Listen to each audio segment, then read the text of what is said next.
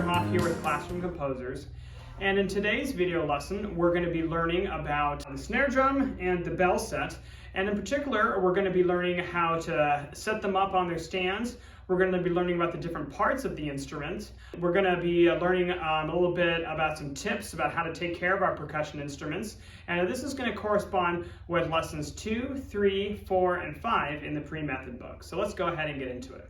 Okay, so first we're going to start with snare drum, and we're going to learn about the snare stand, and we're going to learn how to adjust it.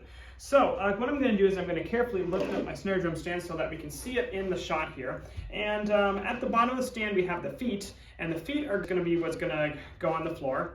And we have our feet adjustment screw right here, which is going to adjust the feet out, and it'll bring them back in, so when you're transporting the snare drum stand you can pack the feet away. Next up, this screw is going to adjust the height of the snare drum stand, so it's at the correct height.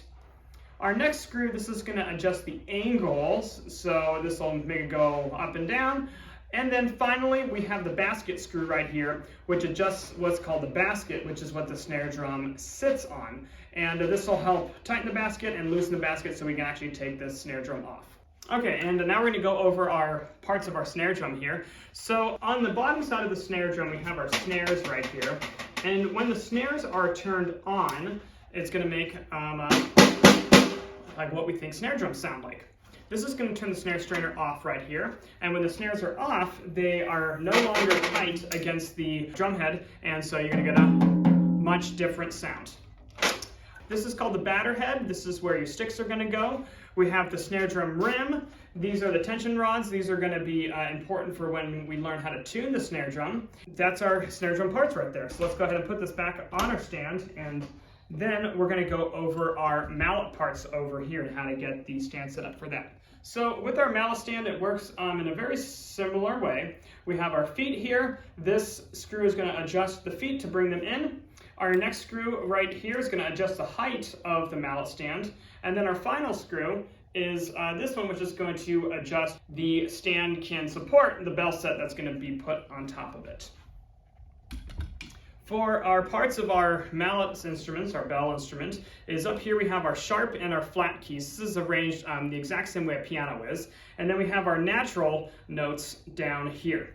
On each key, you're going to have what are called the nodes, which is where the key is going to be attached to the instrument. And you always want to avoid playing on the nodes because you're either going to get a bad sound or no sound. The next thing we're going to go over is the snare drum stick and the parts of the snare drum stick. So we have the tip, which is right here. We have the shoulder, the shaft, and at the rear, the butt. So that's the different parts of our snare drum stick. Okay, so what I'd like to go over now is how we're going to take care of these instruments and some tips that you're going to need. Number one, make sure that you're always playing your instrument with the correct sticks. So snare drum stick goes for snare drum, and the bell mallets go for the bells. Also make sure not to set anything on top of the instruments. If these aren't tables, they will break if you set stuff on top of them.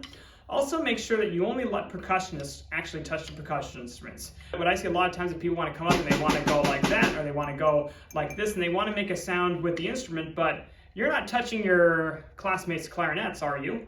So make sure that you don't let them touch your instruments. And just some final things is that make sure that when you're done playing that you put your instruments away wherever your teacher would like them to be. Maybe they're put away in a case, maybe they're put off to the side, maybe you have a special room or a cabinet, and make sure that your sticks are put away either in a stick bag or in a stick drawer or just somewhere safe.